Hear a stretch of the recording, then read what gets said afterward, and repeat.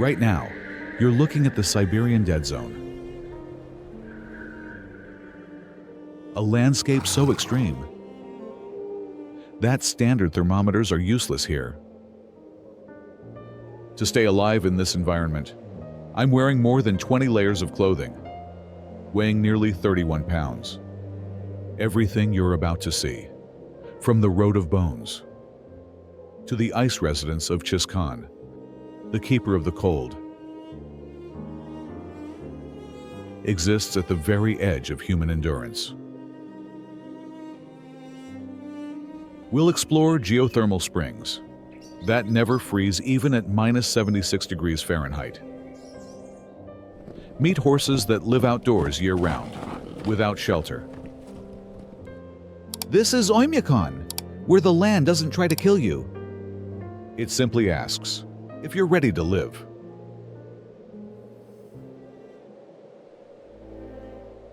Our journey begins on the only terrestrial link to Oymyakon, a 2,000-kilometer expanse known as the Road of Bones.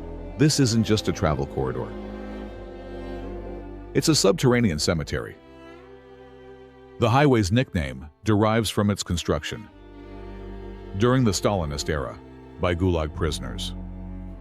Due to the impossibility of digging traditional graves in the frozen earth during winter, thousands who perished were buried directly into the road's foundation. The road's surface itself constantly shifts as the underlying permafrost reacts to seasonal changes, creating waves in the gravel and ice. That requires specialized four-wheel drive vehicles for navigation. About halfway through our journey on the Kolyma Highway, we encounter one of the most visually stunning and terrifying experiences in the region, the Lena River ice crossing.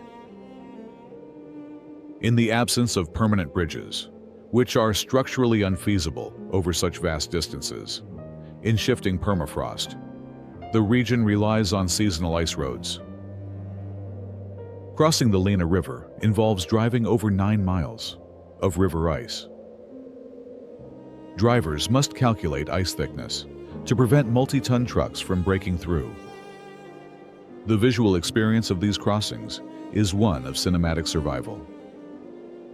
The vast, blue-white expanse of the frozen river offers a 4K aesthetic that belies the underlying danger of structural failure. If the temperature rises unexpectedly, the crossing takes nearly 30 minutes, and every second feels like an eternity. One wrong calculation, one unexpected warm spell, and the ice becomes a death trap. Cherny Prizhim Pass, also known as the Black Narrow Pass. This is the highest bridge in the Verkhoyansk Mountains, offering breathtaking views of the range that are both stunning and terrifying. The road through the pass is steep and winding, locally known as the Rabbit Loop, where brake failure in sub-zero temperatures inevitably leads to disaster. The name of the road comes from the way vehicles must hop from one curve to another, like a rabbit zigzagging through the woods. Temperatures here are even colder than the valley below due to the altitude and wind. At minus 80 degrees Fahrenheit, the air is so cold it feels like your lungs are burning with every breath. The bridge itself is a feat of Soviet engineering, built to withstand not only the weight of heavy trucks, but also the constant expansion and contraction of metal in extreme temperatures.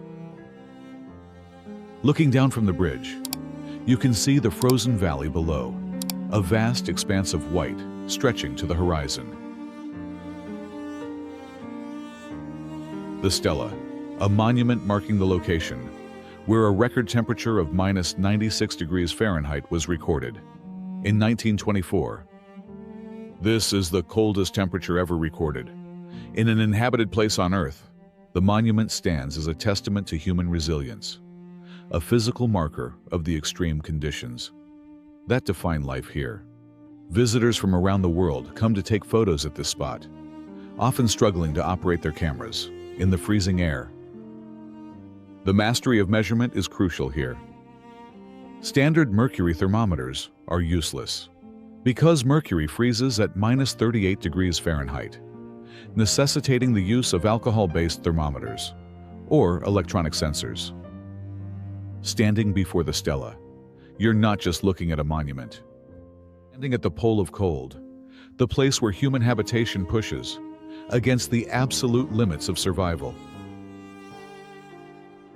The monument is simple, a tall pillar with temperature markings, but its significance is profound.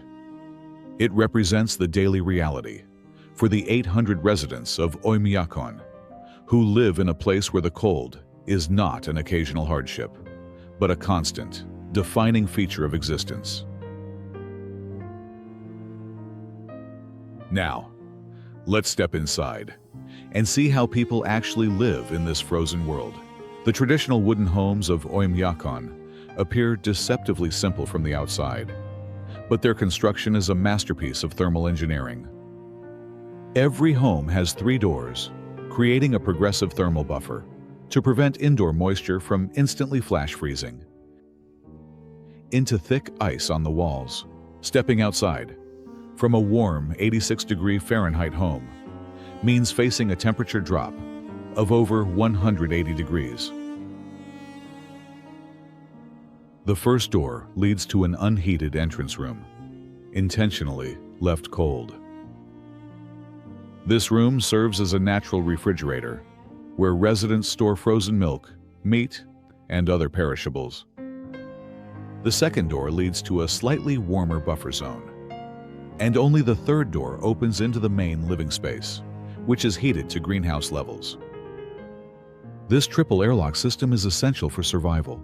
Without it, the warm, moist air from inside would meet the frigid outdoor air, creating a layer of ice on every surface. The walls of these homes are made of 7 layered materials. Wood on the outside, then basalt wool as the main insulation barrier, then plaster, mesh, foam insulation, another layer of plaster, and finally, a wooden panel inside. The windows are triple glazed, forming a vital barrier against the bone-chilling temperatures, and the attic is insulated with sawdust and soil, combined with a stove or heating system connected to the central coal-powered boiler. This setup keeps residents warm, even when the outside world is frozen solid. As we walk through Oymyakon village, one of the most striking features is that modern apartments and houses sit 1.2 to 1.8 meters, or about 4 to 6 feet off the ground. This isn't an aesthetic choice, it's a matter of survival, the fundamental constraint governing all architecture. In the Sakha Republic is the presence of continuous permafrost, frozen soil that extends to depths of nearly 5,000 feet. If a building touched the ground, its internal heat would melt the permafrost, turning the soil to mud and causing the structure to sink. The ventilation gap allows frigid Siberian air to circulate beneath the structure, ensuring that the internal heat of human habitation does not penetrate the soil. Buildings are supported by deep-driven piles, reinforced concrete, or steel columns, driven 8 to 16 meters, or about 26 to 52 feet, into the permafrost, effectively freezing the building into the Earth's crust. This engineering solution has been used for decades, but it's now under threat. Rising temperatures are causing the seasonal thaw to deepen, which threatens the integrity of these pile foundations. As the ice within the soil thaws, it causes the ground to settle unevenly, leading to structural cracks and the eventual decommissioning of buildings. Engineers are currently testing new thermosiphons, pipes installed in the ground to extract heat and keep the permafrost stable. But these systems are expensive and difficult to maintain over vast areas. It's 7:30 in the morning, and children are waking up to a freezing cold morning, still pitch black outside.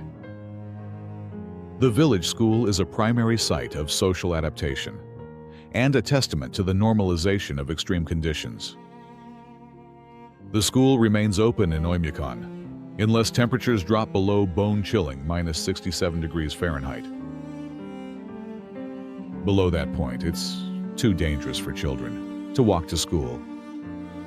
Before they leave, mothers wrap wool shawls tightly around their children's faces, covering their mouths and noses to protect them from the biting cold. The walk to school is about a third of a mile. Every winter morning, fathers walk their daughters and sons to ensure they arrive safely.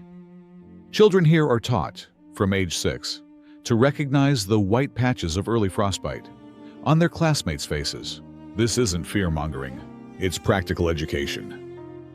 After staying outside for just over 15 minutes, exposed skin can turn white as ice crystals begin forming inside the cells and tissue starts to die. If you stay out 5 minutes longer, you risk permanent tissue damage. Inside the school, life feels almost normal.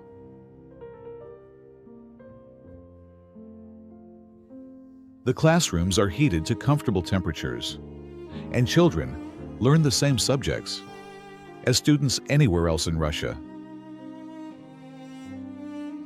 But there's an added curriculum here: lessons on survival, on recognizing the signs of hypothermia, on understanding the physics of cold, and on respecting the environment that defines their lives.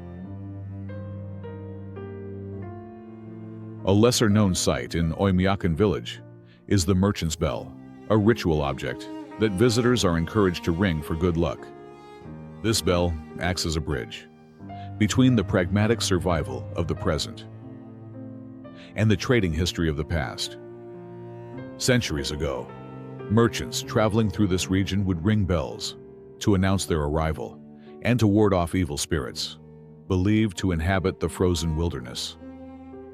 Today, the tradition continues, but with a deeper significance in a land where sound travels for miles, in the dense, cold air. The bell is a rare auditory marker of human presence. When you ring it, the sound carries across the frozen landscape, a clear, sharp note that seems to hang in the air longer than it should. The acoustic phenomenon of Oymyakon is remarkable. The cold, dense air significantly alters the behavior of sound waves. In extreme cold, the air is so still and dense that a conversation can be heard from several miles away.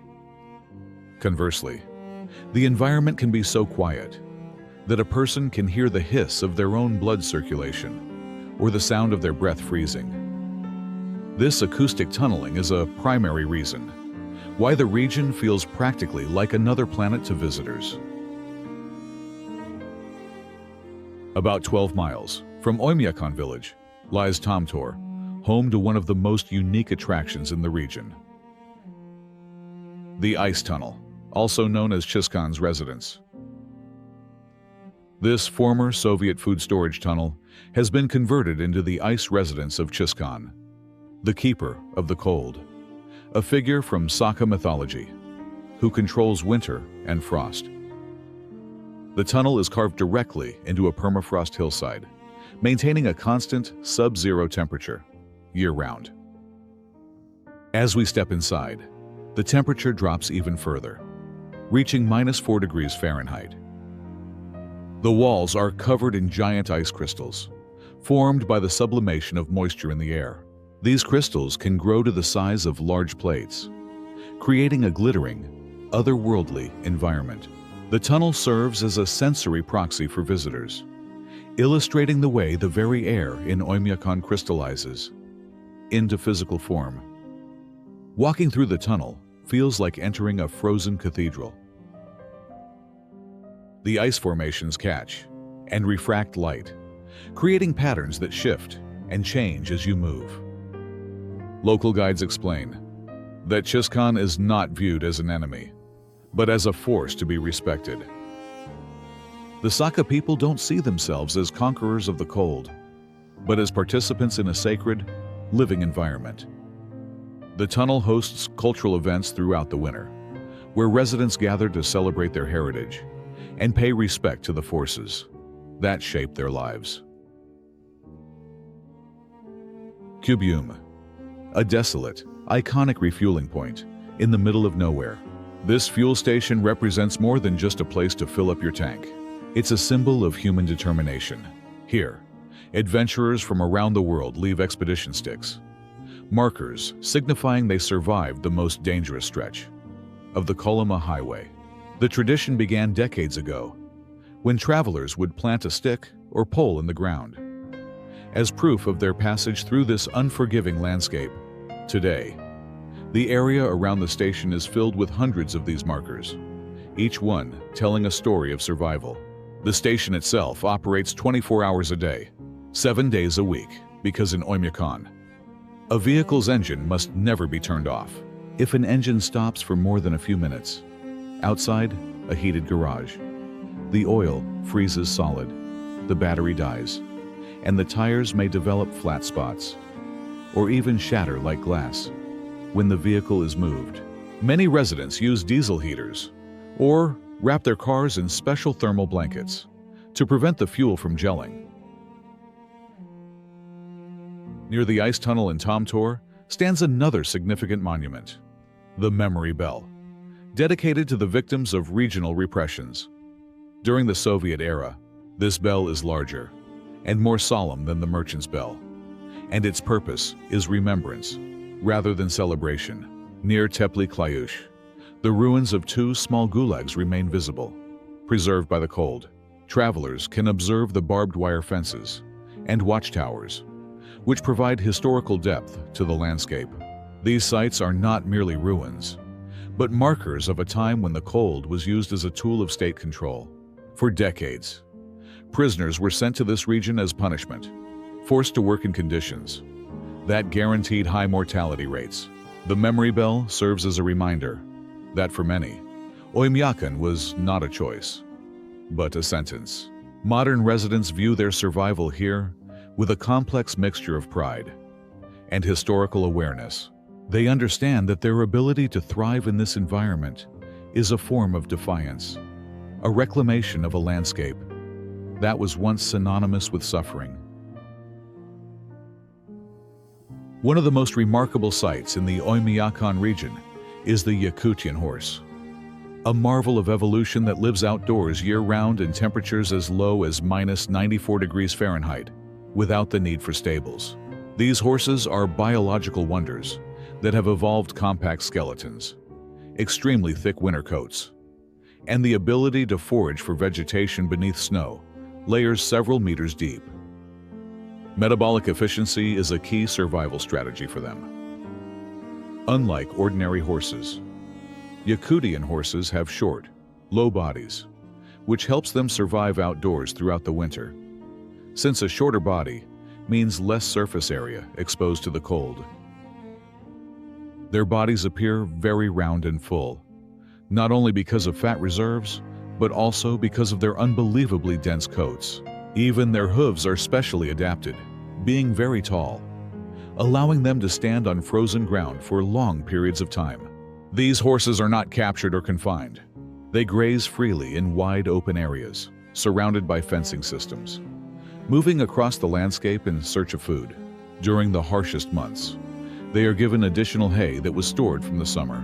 Tasting horse meat and liver is a wonderful experience. It is rich in vitamins and beneficial nutrients, and is used as a substitute for vitamins from fruits or vegetables. At first, the meat tastes like ice, frozen to the point that you cannot immediately recognize its flavor. But as it begins to melt slightly in your mouth, the rich and distinctive flavor of wild game meat emerges. Reindeer herding remains a fundamental aspect of the indigenous Ivan and Saka economies, and visiting a winter camp provides insight into one of the oldest survival strategies in the Arctic. About half a kilometer beyond the village center, frozen forests of Oymyakon begin, and it's here that we find Ivan, a man of the forest, whose hunting grounds extend for miles. Reindeer are very important in this region, not just for transportation, but also for meat, skin, and milk. The reindeer's fur is uniquely suited for Oymyakon, because each hair is hollow, trapping air to provide a level of insulation that far exceeds most synthetic materials. This biological fact is why traditional clothing, such as knee-high reindeer boots and sheepskin coats, remains the gold standard for survival in the region. At the winter camp, herders live in traditional tents, heated by wood-burning stoves. The contrast between the interior warmth and exterior cold is extreme. Inside the tent, it's warm enough to remove your outer layers. Outside, the temperature hovers around -58 degrees Fahrenheit. The herders follow the reindeer as they move through the landscape in search of lichen and other vegetation buried beneath the snow. This nomadic lifestyle has remained largely unchanged for centuries, a testament to its effectiveness. The herders share their knowledge of the land, pointing out animal tracks in the snow and explaining how to read the landscape like a book. When the snow falls, they track how many animals there are by their footprints. They already know how many animals live in each area. This intimate knowledge of the environment is itself a survival tool, allowing them to predict weather patterns, locate resources, and avoid dangers. While less famous than the horses, the Yakutian cows represent another layer of adaptive biology. In Oymyakon, visitors can tour local cowsheds to observe how these animals are managed in extreme cold. Unlike the horses, the cows require sheltered environments during the depths of winter, and their survival is a testament to the daily routine of local farmers, who must ensure a constant supply of hay and water. In an environment where moisture is usually locked in ice, Yevdokia, a cattle farmer who begins her day early, she wraps a cloth around each cow's udder to protect the sensitive tissue from frostbite and to keep it clean. The udder isn't at risk of freezing anymore, she explains, but once the milk starts flowing, we have to be careful. Inside the barn, there's some ice and snow covering the ceiling, but it's relatively warm, heated by the body heat of the animals, and a small stove. The sides are also covered in snow, and you can see some droplets from the ceiling. Because of the humidity, the air is thick with the smell of hay, warm milk, and livestock. Because of the extreme cold in Oymyakon, no water pipes run to the buildings, as they would freeze almost instantly. The cows must step out into the cold every morning and make their way to the river to drink.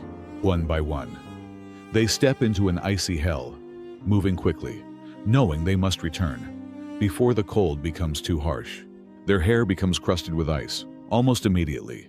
This part of the river is not frozen because fresh water is coming from the mountain.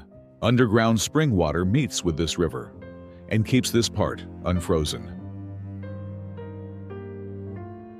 The name Oymyakon translates to water that doesn't freeze, a reference to the geothermal activity that provides a lifeline to the region. The Indigirka River flows near Oymyakon, and while its surface freezes into a thick crust of ice, geothermal hot springs keep certain patches of water liquid, even at -76 degrees Fahrenheit.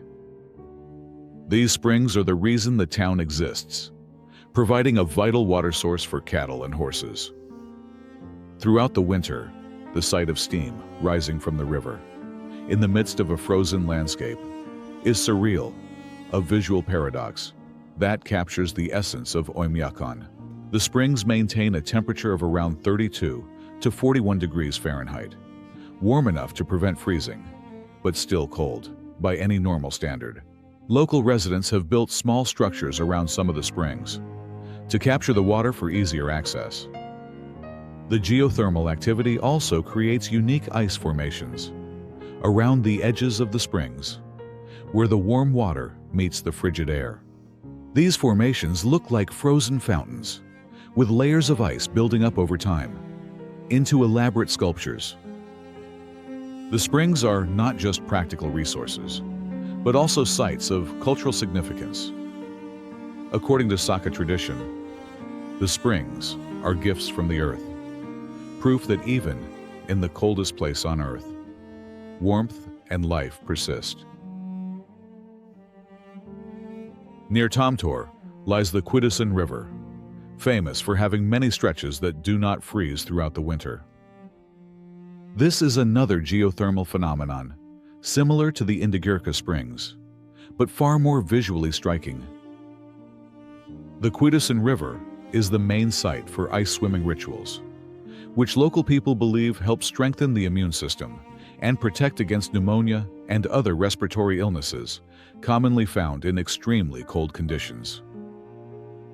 Let us observe how a local resident prepares for his weekly ice swim. He removes his clothes until he is wearing only swim trunks inside a small heated hut near the river. Then quickly walks to the water's edge. Without hesitation, he plunges into the flowing water, fully submerging himself for a few seconds before resurfacing with a sharp gasp for air. His skin turns a bright red almost immediately as blood rushes to the surface. The entire process takes less than 2 minutes, from entering the water to returning to shore. But he explains that this brief exposure has a profound effect. After ice swimming, your body generates heat for hours, he says. You feel energized, awake, more alive. Whether this is purely physiological or partly psychological doesn't matter. What matters is that it works for the people who practice it. The Kolyma represents the intersection of natural phenomenon and human adaptation, a place where the extreme environment creates opportunities, rather than just challenges. Located approximately 62 miles from Oymyakon, Labankir Lake is a site of deep local folklore and scientific mystery. Legends tell of the Labankir monster, a creature described as a water mammoth or giant pike that reportedly attacks reindeer and humans who venture too close to the water. The descriptions vary, but most accounts describe a creature between 33 and 66 feet long with a dark gray body and an enormous jaw. While skeptics dismiss these stories as folklore, the lake itself presents genuine scientific mysteries. Labankir is scientifically interesting because it takes much longer to freeze than surrounding bodies of water, suggesting significant geothermal activity or underwater tunnels connecting to warmer water sources. Even in the depths of winter, when temperatures drop below -76 degrees Fahrenheit, parts of the lake remain unfrozen or covered only by thin ice. For the dedicated enthusiast, Labankir represents the hidden gem of the region, a place of myth that exists at the very edge of the map. Reaching the lake requires a challenging journey through frozen wilderness, often taking several hours, by snowmobile or specialized vehicle. The landscape around the lake is pristine and untouched, with no permanent settlements nearby. Standing on the shore of Labankir, you can understand why legends persist here. The lake is vast and dark, its depths unknown. In summer, it's a deep blue-black. In winter, the ice that does form is often cloudy and unstable, creating an eerie, otherworldly appearance. Whether or not a monster lurks beneath the surface, the lake itself is monstrous. In its scale and mystery, local guides share stories passed down through generations. Tales of fishermen who disappeared, of strange movements beneath the ice, of sounds that echo across the frozen surface on still nights. These stories are part of the cultural fabric of the region, a reminder that even in the 21st century, there are still places on Earth that resist complete understanding. The second highest peak in Yakutsk, Muskaya Mountain, rises to an elevation of 9,380 feet and is home to ancient glaciers that have existed for thousands of years. Located near the pole of cold, the mountain creates a temperature inversion phenomenon where the valley floor is actually colder than the mountain peak. This counterintuitive reality is due to the way cold air behaves. Being denser than warm air, it sinks into valleys and basins, creating pockets of extreme cold. While higher elevations remain relatively warmer, the mountain is visible from many points around Oymyakon, a massive white presence dominating the horizon. Its glaciers are remnants of the last ice age, slowly retreating, but still substantial. Climbing Muskaya is an extreme undertaking, attempted by only the most experienced mountaineers, and only during the brief summer months, when temperatures rise above freezing. In winter, the mountain is essentially inaccessible, shrouded in clouds, and battered by winds that can exceed 100 miles per hour. The glaciers on Muskaya are of significant scientific interest. They contain ice cores that preserve atmospheric data going back thousands of years, providing researchers with valuable information about historical climate patterns. Some of the ice is estimated to be over 10,000 years old, making it a frozen archive of Earth's climatic history. For residents of Oymyakon, the mountain is more than a geographical feature. It's a constant presence, a reminder of the forces that shape their environment. On clear days, when the sun hits the glaciers, the mountain glows with an ethereal light, creating one of the most spectacular views in the entire region. Cultural preservation is a vital survival strategy in Oymyakon, and the House of Arki serves as the center of this effort. This cultural center for the Saka people hosts regular cultural evenings, where residents gather to perform traditional music and dances, share stories, and maintain the customs that have sustained their community for generations. These events are not merely for tourists. They are a means of maintaining social cohesion during the long, dark winter months, when isolation and depression can become serious threats. We attend a cultural evening where the community has gathered.